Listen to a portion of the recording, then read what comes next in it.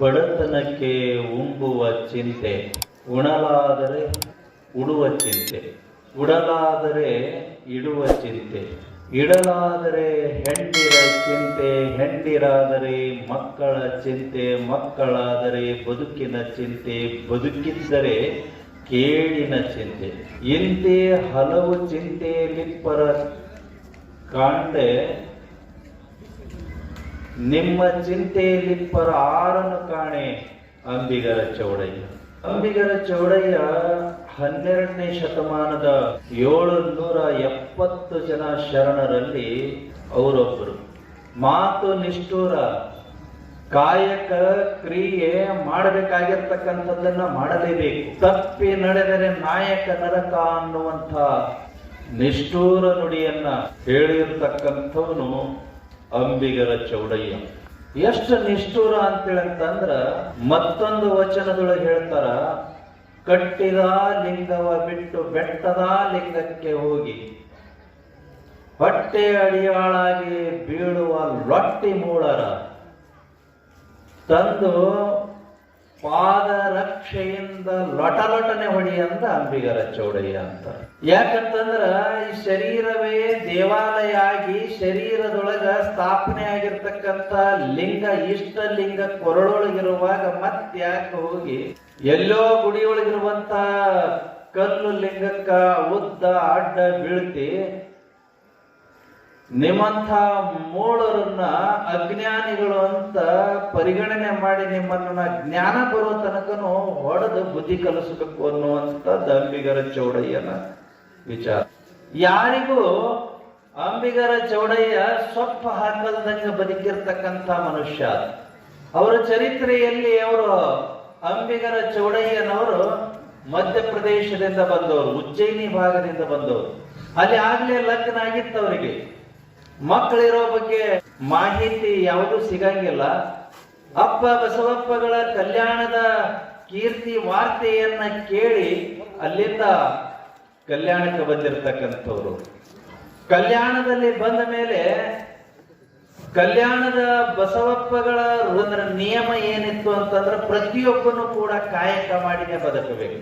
ಕಾಯಕವಿಲ್ಲದನೆ ಊಟ ಮಾಡ್ಲಿಕ್ಕೆ ಅವನಿಗೆ ಹಕ್ಕಿಲ್ಲ ಅಂತ ತಿಳ್ಕೊಂಡು ಘೋಷಣೆ ಇತ್ತು.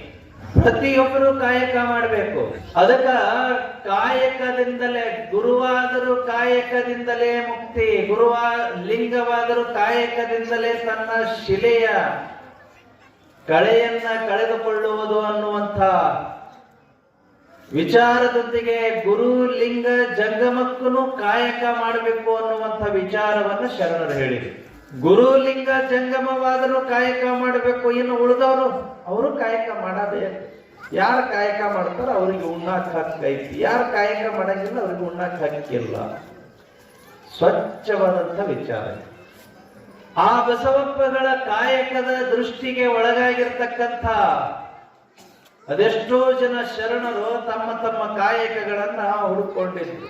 ನೂಲಿಯ ಚಂದಯ್ಯ ಹಗ್ಗ ಹೊಸಿತಕ್ಕಂಥದ್ದು, ಲೋಹಾರ ಕಕ್ಕಯ್ಯ ತನ್ನ ಕೆಲಸ ಮಾಡ್ತಿದ್ರು, ಮೇದಾರ ಕೇತಯ್ಯ ತನ್ನ ಕೆಲಸ ಮಾಡ್ತಿದ್ರು. ತಮ್ಮ ತಮ್ಮ ಕಾಯಕಗಳು. ಕಲ್ಯಾಣದೊಳಗ ಒಬ್ಬ ಕನ್ನದ ಬ್ರಹ್ಮಯ್ಯ ಅಂತಿದ್ದ. ಅಂಬಿಗರ ಚೌಡಯ್ಯ ಹೊಳಿ ದಾಟಿಸೋ ಕೆಲಸ ಮಾಡಿದ್ರೆ ಕನ್ನದ ಬ್ರಹ್ಮಯ್ಯ ಅಂತಿದ್ದ. ಅವನ ಕಾಯಕ ನೋಡ್ರಿ, ಕಳತನ ಮಾಡೋದೇ ಅವನ ಕಾಯಕ. ಕಳತನ ಮಾಡೋದೇ ಅವನ ಕಾಯಕ. ಅವ ಏನ್ ಮಾಡ್ತಿದ್ದನು ಅಂತ ಹೇಳಿದ್ರೆ ಶಿವಭಕ್ತರಲ್ಲದವರ ಮನೆಗೆ ಹೋಗಿ ಕಳತನ ಮಾಡ್ತಿದ್ದ. ಶಿವಭಕ್ತರಿದ್ರು ಅಂದ್ರೆ ಅವ್ರ ಮನೆ ಕಳತನ ಮಾಡ್ತಿದ್ದಿಲ್ಲ. ಅವನ ನಿಯಮ ರೀ, ಕಳತನ ಮಾಡೋದ್ರೊಳಗೂ ಒಂದು ನಿಯಮ. ಶಿವಭಕ್ತರಲ್ಲದವರ ಮನೆಗೆ ಹೋಗಿ ಅವ್ರಿಗೆ ಹೇಳ್ತಿದ್ದ, ಇವತ್ತು ರಾತ್ರಿ ನಿಮ್ಮ ಮನೆಗೆ ಕಳತನಕ್ಕೆ ಬರ್ತೇನೆ ನೋಡ್ರಿ ಅಂತ ತಿಳ್ಕೊಂಡು ಹೇಳ್ತಿದ್ದ. ಹೇಳಿ ಕಳತನ ಮಾಡೋರು. ಅವ್ರು ಎಷ್ಟ ರಾತ್ರಿ ಬೆಳಕನ ಪೈರೆ ಇಟ್ಟುಕೊಂಡು ಮನಿನ ರಕ್ಷಣೆ ಮಾಡ್ಕೊಂಡು ಕೂತ್ಕೊಂಡ್ರು ಕಳತನ ಮಾಡೇ ಬಿಟ್ಟಿರ್ತಿದ್ದ. ಬೆಳಗ್ಗೆ ಹರಿಯೋದ್ರೊಳಗೆ ಕಳತನ ಆಗೇ ಬಿಟ್ಟಿರ್ತಿದ್ದ. ಆ ಸಂಪತ್ತನ್ನ ತಗೊಂಡು ಬಂದು ಅದು ಮುಗಿಯೋ ತನಕ ದಾಸೋಹ ಮಾಡ್ತಿದ್ದ. ಜಂಗಮ ದಾಸೋಹವನ್ನು ಯಾರ ಬಂದು ಊಟ ಮಾಡೋಲ್ಲ. ಜಂಗಮ ಅಂತಂದ್ರೆ ಜಾತಿ ಜಂಗಮರಲ್ಲ. ಹಸದವರು ಯಾರ ಬಂದು ಊಟ ಮಾಡಲಿ ಎಲ್ಲರಿಗೆ ಊಟ ಮಾಡಿಸಿ ಕೈ ಬಿಟ್ಬಿಡ್ತಿದ್ದ. ಅಷ್ಟೇ ಅಲ್ಲ, ಅವ್ರಿಗೇನಾರ ತೊಂದರೆ ಐತಿ, ತ್ರಾಸ ಐತಿ ಅಂತಂದ್ರೆ ಒಂದಿಷ್ಟು ರೊಕ್ಕ ಬೇಕು ಅಂತಂದ್ರೆ ಕೊಟ್ಟನು ಕಳಿಸ್ತಿದ್ದ. ಒಂದು ದಿವಸ ಕನ್ನದ ಬ್ರಹ್ಮಯ್ಯ ಬಸವಣ್ಣನಿಗೆ ಭೇಟಿಯಾದ. ಬಸವಣ್ಣ, ನಡಿ ನಡಿ, ನಿನ್ನ ರಾಜ ಭಂಡಾರವನ್ನ ತೋರಿಸು, ಜಂಗಮ ದಾಸೋಕ ವೇಳೆ ಆಗೈತಿ, ನನಗೆ ಪುರುಸೊತ್ತಿಲ್ಲ, ತೋರಿಸು, ನಾನು ತಗೊಂಡು ಹೋಗ್ತೀನಿ ಅಂತಂದ. ಕಳತನ ಮಾಡ್ತೀನಿ, ನಿನ್ನ ರಾಜ್ಯ ಭಂಡಾರವನ್ನ ತೋರಿಸು ಅಂತ ಹೇಳಂತಂದ್ರೆ ಯಾರ ಬಾರ ವಯಪ್ಪ ಅಂತ ತಿಳ್ಕೊಂಡು ತೋರಿಸ್ತಾರ? ಬಸವಣ್ಣನಿಗೆ ಕೇಳಿದ ಕನ್ನದ ಬ್ರಹ್ಮಯ್ಯ, ನಡಿ ನಡಿ ಬಸವಣ್ಣ, ರಾಜ ಭಂಡಾರವನ್ನ ತೋರಿಸು, ಜಂಗಮ ದಾಸೋಕ ಟೈಮ್ ಆಗೈತಿ, ವೇಳೆ ಆಗೈತಿ, ನಾನು ತಗೊಂಡು ಹೋಗ್ಬೇಕು ಅಂತ ಹೇಳಂತಂದ. ಅದಕ್ಕೆ ಬಸವಪ್ಪಗಳು ಮರು ಮಾತನಾಡ್ಲಿಲ್ಲ. ತಮ್ಮ ಚಿತ್ತ ಅಂತ ಕೈ ಮುಗದ ಕರ್ಕೊಂಡು ಹೋಗಿ ತೋರಿಸದ. ಇದ್ರೊಳಗ ಈ ಕೋಲಿ ಒಳಗನ ಇರ್ತೈತಿ ಭಂಡಾರ ಅಂತ ಹೇಳಂತಂದ. ಆಯ್ತು ನಡಿ ನೀ ಹೋಗಂತ ತಿಳ್ಕೊಂಡಂತಂದ. ಚಾವಿನ ತೆಗಿ ಅನ್ಲಿಲ್ಲ. ಆಯ್ತು ನಡಿ ನೀ ಹೋಗಂತಂದ. ಬಸವಣ್ಣನವರು ತಂಪಾಡಿ ತಾವು ಮನೆ ಕಡೆಗೆ ಬಂದು ಅವ ಬಾಗಿಲ ಒಡೆದು ಒಳಗು ಹೋದ. ಒಳಗು ಹೋಗಿ ಸಂಪತ್ತನ್ನ ತಗೊಂಡು ದಾಸೋಹ ಮಾಡಕ್ಕಂತೇಳಿ ಕನ್ನದ ಬ್ರಹ್ಮಯ್ಯ ತಗೊಂಡು ಹೋದ. ಬಸವಪ್ಪಗಳ ವಿರೋಧಿಗಳಿದ್ರು ಅಲ್ಲಿ ಕಲ್ಯಾಣದೊಳಗ ಕೊಂಡಿ ಮಿಂಚಣ್ಣನಂತೂ. ಆ ಕೊಂಡಿ ಮಿಂಚಣ್ಣನ ಮ್ಯಾಳ ಇತ್ತಲ್ಲ, ಅವರು ಆ ತಕ್ಷಣದೊಳಗನ ಇಲ್ಲಿ ಬಂದು ನೋಡಿದ್ರಿ, ಬಾಗಿಲು ಒಡೆದೈತಿ, ಬಂಗಾರ ಕಳ್ತನ ಆಗೈತಿ. ಓಡಿ ಸೀದಾ ಬಿಚ್ಚಳನಂತ್ಯಕ್ಕೆ ಹೋಗಿ ಬಿಚ್ಚಳನಿಗೆ ಹೇಳಿಬಿಟ್ರು. ಸ್ವತಃ ಬಸವಣ್ಣನ ಬಂದು ಆ ಕೋಲಿದು ಬಾಗಿಲ ತೋರ್ಸ್ಯಾನ, ಬಿಟ್ಟನೇನವ. ಕನ್ನದ ಬ್ರಹ್ಮಯ್ಯ ಬಾಗಿಲ ಒಡೆದು ಬಂಗಾರ ಬೆಳ್ಳಿ ಎಲ್ಲ ತಗೊಂಡು ಹೋಗ್ಬಿಟ್ಟಾನ. ಸ್ವತಃ ಬಸವಣ್ಣನ ಮಾಡ್ಯಾನ ಈ ಕೆಲಸ. ಹೇಳಿಬಿಟ್ರು. ಸಿಟ್ಟು ಬಂದು, ರಾಜ್ಯ ಉಳಿತೈತೇನೆ ಹಿಂಗ? ಸಂಪತ್ತ ಇಲ್ದ್ರ ರಾಜ್ಯ ಉಳಿತೈತೇನೆ? ಇದು ರಾಜ್ಯ ನಡೆಸೋದು ಹೆಂಗ? ಎಲ್ಲರಿಗೆ ಸಂಬಳ ಕೊಡೋದು ಹೆಂಗ? ಊಟ ಕೊಡೋದು ಹೆಂಗ? ಸೈನಿಕರನ್ನ, ಕುದುರೆ, ಆನೆ, ಒಂಟಿ ಇವೆಲ್ಲ ನೋಡ್ಕೊಳ್ಳೋದು ಹೆಂಗ? ಒಂದ ಎರಡ ಇದೆಲ್ಲ ಮಾಡೋದು ಹೆಂಗ? ಬಸವಣ್ಣ ಒಂದ ಎರಡ ಮಾಡೋದು. ಶರಣರನ್ನ ಕಟ್ಟಕೊಂಡು ಬರೀ ಇದ ಕೆಲಸ ಆಯ್ತು. ಬಸವಣ್ಣಂದು ಬರೀ ಹಾಳು ಮಾಡೋದ್ ಕೆಲಸನ ಆಗ್ತಾವ. ಶರಣರ ಹೆಚ್ಚಿಗಾದ್ರು ಶೆಟ್ಟ ಬಂತು. ಬಸವಣ್ಣನ ಕರಿ. ಬಸವಣ್ಣನವರು ಬಂದರು. ಬಸವಣ್ಣನವರು ಬಂದು ಕೈ ಮುಗಿದು ಹಿಂಗೆ ಕೂತ್ಕೊಂಡ್ರು.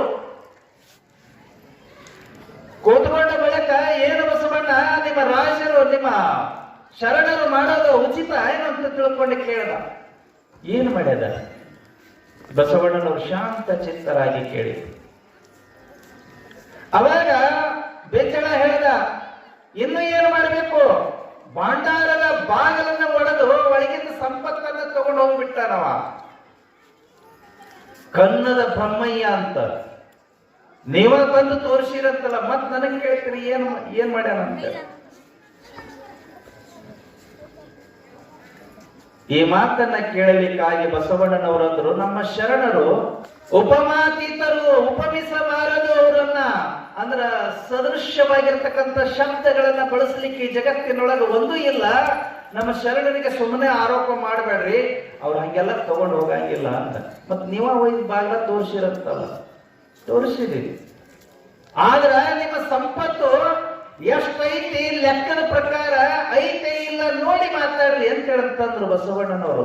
ಹೋಗಿ ನೋಡಿ ಮಾತಾಡ್ರಿ. ಇನ್ನೇ ನೋಡೋದೈತಿ, ಎಲ್ಲ ತಗೊಂಡ ಹೋಗ್ಯಾನಂತವ. ಅಲ್ಲೇನು ಮಾತಾಡಕ್ ಉಳ್ದಾಯ್ತು? ಅಷ್ಟು ತಗೊಂಡು ಹೋದ ಬಳಿಕ ಮಾತಾಡಕ್ ಏನು ಉಳಿದಿಲ್ಲ. ಎಲ್ಲ ತಗೊಂಡು ಹೋದ ಬಳಿಕ ಬರಿದಾದ ಬಳಿಕ ಮತ್ತೇನು ಮಾತಾಡೋದೈತಿ ಅಂತ ಬೆಚ್ಚಳ ಅಂದ. ಇಲ್ಲ, ಒಂದ್ಸಲ ಹೋಗಿ ನೋಡ್ರಲ್ಲ. ನಿಮ್ ಲೆಕ್ಕದ ಪ್ರಕಾರ ಕರೆಕ್ಟ್ ಆಗಿತ್ತು ಅಂತ ಹೇಳಂತಂದ್ರ ಮಾತಾಡಕ್ ಹೋಗ್ಬೇಡ್ರಿ. ನಮ್ಮ ಶರಣರಿಗೆ ಲೆಕ್ಕದ ಪ್ರಕಾರ ಕರೆಕ್ಟ್ ಇರ್ಲಿಲ್ಲ ಅಂತಂದ್ರೆ ಬೇಕಾದಾಗ ನೀವು ಮಾತಾಡ್ಕೋಬಹುದು.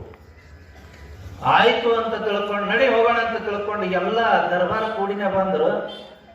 ಕೊಂಡಿ ಮಿಂಚಣ್ಣನ ಏನ ವಿರೋಧಿಗಳಿದ್ರು, ಬಸವಣ್ಣನ ವಿರೋಧಿಗಳು, ಅವ್ರಿಗೆಲ್ಲ ಖುಷಿ ಆಯ್ತು.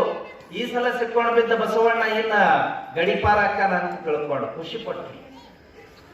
ಖುಷಿ ಆಗ್ತದ್ರಿ. ಗಡಿಪಾರಾಕ ನೀವ ಈ ಸಲ ಸಿಕ್ಕೊಂಡು ಬಿದ್ದ ಅಂತ ತಿಳ್ಕೊಂಡು ಎಲ್ಲರೂ ಖುಷಿಲಿಂದ ಹೋಗಿ ನೋಡ್ಲಿಕ್ಕಾಗಿ ಕನ್ನದ ಬ್ರಹ್ಮಯ್ಯನ ಕೈ ಎಲ್ಲೆಲ್ಲಿ ಮುಟ್ಟೈತಿ, ಯಾವ್ಯಾವ ಕಲ್ಲಿಗೆ ಮುಟ್ಟೈತಿ, ಮಣ್ಣಿಗೆ ಮುಟ್ಟೈತಿ, ಚೀಪಿಗೆ ಮುಟ್ಟೈತಿ, ಆ ಬಾಗಿಲು ಒಡೆಯುವಂತ ಸಂದರ್ಭದಲ್ಲಿ ಆ ಕೈ ಮುಟ್ಟಿರತಕ್ಕಂಥ ಜಾಗ ಎಲ್ಲ ಬಂಗಾರ ಆಗಿಬಿಟ್ಟಿತ್ತು. ಮಣ್ಣು ಉದುರಿತ್ತಲ್ಲ, ಮಣ್ಣೆಲ್ಲ ಬಂಗಾರ ಆಗಿತ್ತು. ಅವನ ಪಾದ ಸೋಂಕಿ ಒಳಗೆ ಹೋಗಿ ಭಂಡಾರದೊಳಗೆ ನೋಡ್ತಾರ, ಮೊದಲು ಎಷ್ಟಿತ್ತು ಅದು ಡಬಲ್ ಆಗಿತ್ತಲ್ಲಿ ಸಂಪತ್ತು. ಬಿಜ್ಜಳ ನೋಡಿ ಗಾಬರಿ ಆದ, ನಿಮ್ಮ ಶರಣರಲ್ಲಿ ಇಂಥ ತಾಕತ್ತೈತಿ ಅಂತೇಳಿ ನನಗೆ ಗೊತ್ತಿರ್ಲಿಲ್ಲ, ತಪ್ಪಾಯ್ತು ಅಂತ ಕ್ಷಮೆ ಯಾಚಿಸೋದ. ಅಂಥವ್ರು ಇದ್ರು ಅಲ್ಲಿ ಕಲ್ಯಾಣದೊಳಗೆ. ಅದ್ರೊಳಗ ನಮ್ಮ ಅಂಬಿಗರ ಚೌಡಯ್ಯನು ಒಬ್ಬ ಆತ. ಆ ಅಂಬಿಗರ ಚೌಡಯ್ಯನ ಕಾಯಕ ಏನು ಅಂತೇಳಿ ತ್ರಿಪುರಾಂತಕ ಕೆರೆ ಒಳಗ ಒಂದ ದೋಣಿ ಇಟ್ಟುಕೊಂಡು ಬುಟ್ಟಿ ಇಟ್ಟುಕೊಂಡು ಹುಟ್ಟ ಹಾಕಿ ಬಂದಿರತಕ್ಕಂಥವ್ರನ್ನ ಆ ಕಡೆ ದರ ಸೇರಿಸ್ತಕ್ಕಂಥ ಕಾಯಕ. ಆ ಕಡೆ ದಡ ಸೇರಿಸ್ತಕ್ಕಂಥ ಕಾಯಕ ಇದ್ದಾಗ ಒಂದು ದಿವಸ ನೋಡಂತಡಿ ಅಂತ ತಿಳ್ಕೊಂಡು ಎಲ್ಲಿಗೂ ಹೋಗಬೇಕಾಗಿತ್ತ ಬಸವಪ್ಪಗಳಿಗೆ.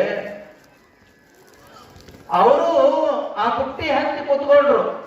ಬಸವಣ್ಣ ನನ್ನ ಬುಟ್ಟಿ ಒಳಗೆ ಬಂದು ಕುಂತಾನ ಅಂತ ತಿಳ್ಕೊಂಡು ಖುಷಿಯಾಗಿ ಹಾರಾಡ್ಲಿಲ್ಲ. ಯಾಕಂದ್ರೆ ಶರಣನ ದೃಷ್ಟಿ ಒಳಗೆ ಯಾರು ದೊಡ್ಡವರಲ್ಲ, ಯಾರು ಚಿಕ್ಕವರಲ್ಲ. ಈ ದೊಡ್ಡವರು ಚಿಕ್ಕವರು ಅನ್ನುವಂತ ಭೇದ ದೃಷ್ಟಿ ಒಳಗೆ ಹೋಗೋ ತನಕ ಅವರು ದೊಡ್ಡವರ ಅಲ್ಲ. ದೃಷ್ಟಿ ದೋಷಕ್ಕೆ ಕಾರಣ ಆಗುತ್ತದೆ, ಮನಸ್ಸಿನ ದೋಷಕ್ಕೆ ಕಾರಣ ಆಗುತ್ತದೆ. ಇವ ಸಣ್ಣ ಮಠದ ಸ್ವಾಮಿ, ಇವ ಜಗದ್ಗುರು, ಇವ ಬಹಳ ದೊಡ್ಡವ, ಇವ ಸಣ್ಣವ ಅನ್ನುವಂತ ಭಾವನೂ ಕೂಡ ಸ್ವಾಮಿತ್ವಕ್ಕೆ ಕಳಂಕ ತರುತ್ತದೆ. ಅವ ಜಗದ್ಗುರರ ಇರ್ಲಿ, ಅವ ಸಣ್ಣ ಮಠದವನರ ಇರ್ಲಿ, ಸಮಭಾವ ಇತ್ತು ಅಂತೇಳಿ ಅವ ಯೋಗಿ ಆಗತ್ತಾರ. ಹಂಗಾಗಿ ಅಂಬಿಗರ ಚೌಡಯ್ಯನು ಕೂಡ ಬಸವಣ್ಣನವರು ಬಂದು ಡೋಣಿ ಒಳಗೆ ಕೂತ್ಕೊಂಡಾಗ ಮನಸ್ಸಿನೊಳಗನ ಖುಷಿ ಪಟ್ರು. ಎಲ್ಲರೂ ಬಂದು ಕೂತ್ಕೊಂಡ ಬಳಿಕ ಹುಟ್ಟ ಹಾಕುವಂತ ಮಟ್ಟ ಆ ದಂಡಿ ಸೇರಿದ ಬಳಿಕ ರೊಕ್ಕ ಇಸ್ಕೋಬೇಕಲ್ರಿ, ರೊಕ್ಕ ಇಸ್ಕೋಬೇಕು. ಎಲ್ಲರ ಕಡೆಯಿಂದನೂ ರೊಕ್ಕ ಇಸ್ಕೊಂಡರು. ಬಸವಣ್ಣನವರು ಕೊಡಾಕ್ ಹೋದ್ರು. ಆಯ್ತು ನಂದು ತಗೋರಪ್ಪ ಅಂತ ಕೊಡಾಕ್ ಹೋದ್ರು. ಅವಾಗ ಅಂಬಿಗರ ಚೌಡಯ್ಯನವರು ಬಸವಣ್ಣನವ್ರಿಗೆ ಹೇಳ್ತಾರ, ಆಯ್ಗಾರ ಕಡೆಯಿಂದ ಆಯ್ಗಾರ ಕೂಲಿ ಇಸ್ಕೊಂತಾರೆ ಅಂತ ತಿಳ್ಕೊಂಡ ಕೇಳ. ನಾನು ಆಯ್ಗಾರ, ನೀನು ಆಯ್ಗಾರ. ಆಶ್ಚರ್ಯ ಆಯ್ತು ಬಸವಣ್ಣನವರಿಗೆ, ನಾ ಹೆಂಗ ಆಯ್ಗಾರ, ನೀ ಹೆಂಗ ಆಯ್ಗಾರ ಅಂತ. ಅದಕ್ಕ ಅಂಬಿಗರ ಚೌಡಯ್ಯನವರು ಹೇಳ್ತಾರ, ನಾನು ಹೊಳಿ ದಾಟಿಸ್ತೀನಿ, ನೀನು ಭವಸಾಗರವನ್ನೇ ದಾಟಿಸ್ತೀನಿ, ನಿನಗೂ ನನಗೂ ಭೇದ ಏನೈತಿ ಅಂತ. ಏನು ಮಾತ್ರೆ ಅದು? ಅವರ ಕಾಯಕ, ಬಸವಣ್ಣನ ಕಾಯಕ ಭವಿಗಳನ್ನ ಭಕ್ತರನ್ನಾಗಿ ಮಾಡೋದು, ಅಜ್ಞಾನಿಗಳನ್ನ ಜ್ಞಾನಿಯನ್ನಾಗಿ ಮಾಡೋದು, ಮುಕ್ತರನ್ನ ಮುಕ್ತಾತ್ಮರನ್ನಾಗಿ ಮಾಡಿ ಶಿವಸಾಯುಜ್ಯವನ್ನ ಕೊಡಿಸ್ತಕ್ಕಂಥದ್ದು ಬಸವಣ್ಣನ ಕಾಯಕ. ಆದ್ರ ಅಂಬಿಗರ ಚೌಡಯ್ಯನ ಕಾಯಕ ಆ ತ್ರಿಪುರಾಂತಕ ಕೆರೆಯೊಳಗಿರ್ತಕ್ಕಂಥ ನೀರನ್ನ ದಾಟಿಸ್ತಕ್ಕಂಥದ್ದು. ಅಲ್ಲಿಯೂ ಮುಳುಗೋದಿಲ್ಲ, ಇಲ್ಲೂ ಮುಳುಗೋದಿಲ್ಲ. ಹಂಗ ಅಂಬಿಗರ ಚೌಡಯ್ಯನವರು ಬಸವಣ್ಣನವರಿಗೆ ಉತ್ತರ ಹೇಳಿದ್ರು, ನಾನು ಆಯ್ಗಾರದಿರಿ, ನೀನು ಆಯ್ಗಾರದಿ, ನೀವೊಂದು ಕೆಲಸ ಮಾಡಕತ್ತೀನಿ ಸಮಾಜದೊಳಗ, ನಾವೊಂದು ಕೆಲಸ ಮಾಡಕತ್ತೀನಿ, ನನಗೂ ನಿನಗೂ ಸಂಬಂಧ ಬರಾಬರಿ ಐತಿ. ನೀ ನನಗ ರೊಕ್ಕ ಕೊಡೋದು ಬೇಡ, ನಾನ್ ನಿನಗ ರೊಕ್ಕ ಕೊಡೋದು ಬೇಡ, ನನಗೂ ನಿನಗೂ ಸಮ ಆಗೈತಿ ನಡಿ ಅಂತಂದ ಅಂಬಿಗರ ಚೌಡಯ್ಯ. ಕಲ್ಯಾಣ ಕ್ರಾಂತಿ ಆದ ಬಳಿಕ ಬಂದಿದ್ರಿ ಇಲ್ಲಿ. ಎಲ್ಲ ಶರಣರು ಉಳಿವಿ ಎಡಿಗೆ ಹೋದ ಬಳಿಕ ಚೌಡದಾನಾಪುರ ಐತಲ್ರಿ ಇಲ್ಲೇ, ಅಲ್ಲಿ ನೋಡಿರೇನ ಸಿದ್ದೇಶ್ವರ ಗುಡಿ ಕೆಳಗ ಹೊಳಿ ಒಳಗ ಅಂಬಿಗರ ಚೌಡಯ್ಯನ ಸಮಾಧಿ ಐತಿ ಇಲ್ಲೇ. ಅಲ್ಲಿ ಬಂದಿದ್ದು ಅಲ್ಲಿ ಅನಂತ ಪವಾಡ ಮಾಡಿದ ಬಳಿಕ ಅದು ಉಂಬಳಿ ಹಾಕಿ ಕೊಟ್ಟರು ಈ ಭಾಗದ ದೇಸಾಯಿಗಳು. ಮತ್ತ ಮೈಲಾರದೊಳಗ ಕನ್ಯಾ ನೋಡಿ ಮದುವೆ ಮಾಡ್ಕೊಂಡ, 2 ಮದುವೆ ಮಾಡ್ಕೊಂಡ ನಮ್ಮ ಅಂಬಿಗರ ಚೌಡಯ್ಯ, 2ನೇ ಮದುವೆ ಮಾಡ್ಕೊಂಡಿದ್ದ. ಅಂತ ಅಂಬಿಗರ ಚೌಡಯ್ಯ ಹೇಳ್ತಾನ, ಬಡತನಕ್ಕೆ ಉಂಬುವ ಚಿಂತೆ ಉಡಲಾದರೆ ಉಡುವ ಚಿಂತೆ, ಉಡಲಾದರೆ ಇಡುವ ಚಿಂತೆ, ಇಡಲಾದರೆ ಹೆಂಡಿರ ಚಿಂತೆ, ಹೆಂಡಿರಾದರೆ ಮಕ್ಕಳ ಚಿಂತೆ, ಮಕ್ಕಳಾದರೆ ಬದುಕಿನ ಚಿಂತೆ, ಬದುಕಾದರೆ ಕೇಳಿನ ಚಿಂತೆ, ಕೆಡದಿದ್ದರೆ ಮರಣದ ಚಿಂತೆ. ಯಾರಿಗೆ ಬಿಡ್ತೈತಿ ಚಿಂತೆ? ಎಷ್ಟು ಚಂದ ಹೊಂದಿಸ್ತಾನ ನೋಡ್ರಿ ಈ ಜೀವನವನ್ನ. ನಿಮ್ ಕಣ್ಣು ಮುಂದ ಹಿಂಗ ಪಕ್ಕದ ತೇಲಿ ಕೈ ಬಿಟ್ಟು ಬಿಡ್ತಾನ. ಬಡತನ ಇತ್ತು ಅಂತಂದ್ರೆ ಹೊಟ್ಟಿ ತುಂಬ ಉಂಡ್ರ ಸಾಕಪ್ಪ ಅಂತ ಅನಿಸ್ತದ. ಯಾವಾಗ ಉಂಡೇನು ಅನಿಸ್ತದ, ಚಲೋದ ಆಹಾರ ಯಾವಾಗ ಉಂಡೇನು ಅನಿಸ್ತದ. ಹಾಗ ಬಡತನಕ್ಕ ಉಣ್ಣೋ ಚಿಂತೆ ಇರ್ತದ, ಹೊಟ್ಟಿ ತುಂಬಾಕ್ ಚಾಲು ಮಾಡ್ತಂತ ತಿಳ್ಕೊಡ್ರಿ, ಚೂರು ದುಡಿದು ಮಾಡಿ ಏನೇನೋ ಮಾಡಿ ಹೊಟ್ಟಿ ತುಂಬಿಸ್ಕೊಳಕತ್ತಂತಂದ್ರೆ ಚಲೋದು ಉಟ್ಕೋಬೇಕು ಅನಿಸ್ತದ. ಒಂದಿಷ್ಟು ಚಲೋದ ಬಟ್ಟಿ ಉಟ್ಕೊಳ್ಳೋಣ ಅಂತ ಅನಿಸ್ತದೆ. ಉಟ್ಕೊಳ್ಳೋದು ಆತಂತಂದ್ರ ಒಂದಿಷ್ಟು ಇಡಬೇಕು ಅಂತ ಅನಿಸ್ತದ. ಅಂದ್ರ ತೆಗೆದಿಡೋದು, ಸ್ಟಾಕ್ ಮಾಡ್ಕೊಳ್ಳೋದು, ಇಡಬೇಕು ಅನ್ನುವಂತ ಚಿಂತೆ. ಇಡಲಾದರೆ ಈಗೆಲ್ಲ ಊಟದ ಚಿಂತಿಲ್ಲ, ಬಟ್ಟಿ ಚಿಂತಿಲ್ಲ, ರೊಕ್ಕಕ್ಕೆ ಚಿಂತಿಲ್ಲ, ಒಂದು ಚಲೋದು ಹೆಂಡತಿ ಸಿಕ್ಕರೆ ಸಾಕು ಅಂತ ಹೆಂಡೇರ ಚಿಂತೆ. ಒಂದು ಹೆಂಡತಿನೂ ಸಿಕ್ತಂತ ತಿಳ್ಕೊಡ್ರಿ. ಮದುವೆ ಆತಂತ ಅಂತಂದ್ರೆ 1 ವರ್ಷ 2 ವರ್ಷ ಕಳೆಯೋದ್ರೊಳಗೆ ನಾವು ಮಕ್ಕಳ ಚಿಂತೆ. ಮಕ್ಕಳಾಗಲಿಲ್ಲ ಮಕ್ಕಳ ಆತು ಅಂತ ಅಂತಂದ್ರ ಬದುಕಿನ ಚಿಂತೆ. 2 ಮಕ್ಕಳದವ, ಹೇಗದಳ, ಮಂತನ ಐತಿ, ಹೆಂಗಪ್ಪ ದುಡಿದು ಮಾಡ್ಕೋಬೇಕು, ಏನಾರ ದುಡಿಬೇಕು, ಏನಾರ ಕೆಲಸ ಮಾಡ್ಕೋಬೇಕು, ಬದುಕಬೇಕು. ಬದುಕೋ ಚಿಂತೆ. ಬದುಕಿದ್ರ ಏನು ಕೇಡಾಗಲ್ದಂಗ ಇಡುಪ್ಪ ದೇವರೇ ಅಂತ ತಿಳ್ಕೊಂಡು ಭಗವಂತನಲ್ಲಿ ಪ್ರಾರ್ಥನೆ. ಹೆಂಡತಿನೂ ಚಲೋ ಇರ್ಲಿ, ನಾನು ಚಲೋ ಇರ್ಲಿ, ನನ್ನ ಮಕ್ಕಳು ಚಲೋ ಇರ್ಲಿ, ಎಲ್ಲರೂ ಆನಂದವಾಗಿರ್ಲಿ ಅಂತ ತಿಳ್ಕೊಂಡು ಪ್ರಾರ್ಥನೆ. ಅದು ಕೆಡಬಾರದು ಅಂತ, ಕೇಳ ಬರಬಾರದು ಮನೆತನದೊಳಗ. ಕೆಡದಿದ್ದರೆ ಕೊನೆಯದಾಗಿ ಮರಣದ ಚಿಂತೆ, ಸಾವಿನ ಚಿಂತೆ ಯಾರಿಗೂ ಬಿಡಂಗಿಲ್ಲ. ಸಾವು ಹಲವು ಚಿಂತೆಯಲ್ಲಿ ಪರ ಕಂಡೆ, ನಿಮ್ಮ ಚಿಂತೆಯಲ್ಲಿ ಭಗವಂತನೇ ನಿನ್ನ ಚಿಂತೆಯೊಳಗೆ ಇರೋರನ್ನ ಯಾರನ್ನ ಕಾಣ್ತಾ ಇಲ್ಲ ಈ ಲೋಕದೊಳಗೆ, ಬರೀ ತಮ್ಮ ಚಿಂತೆಯೊಳಗನ ಅದಾರ ಅಂತ ತಿಳ್ಕೊಂಡು ಅಂಬಿಗರ ಚೌಡಯ್ಯ. ಅಂಥ ಶಿವಶರಣ ಅಂಬಿಗರ ಚೌಡಯ್ಯನನ್ನ ಅವನ ವಿಚಾರಗಳನ್ನ ಚಿಂತನೆ ಮಾಡ್ತಾ ವೀರಭದ್ರೇಶ್ವರ ಮಹಾರಾಜಕ್ಕೆ ಜೈ.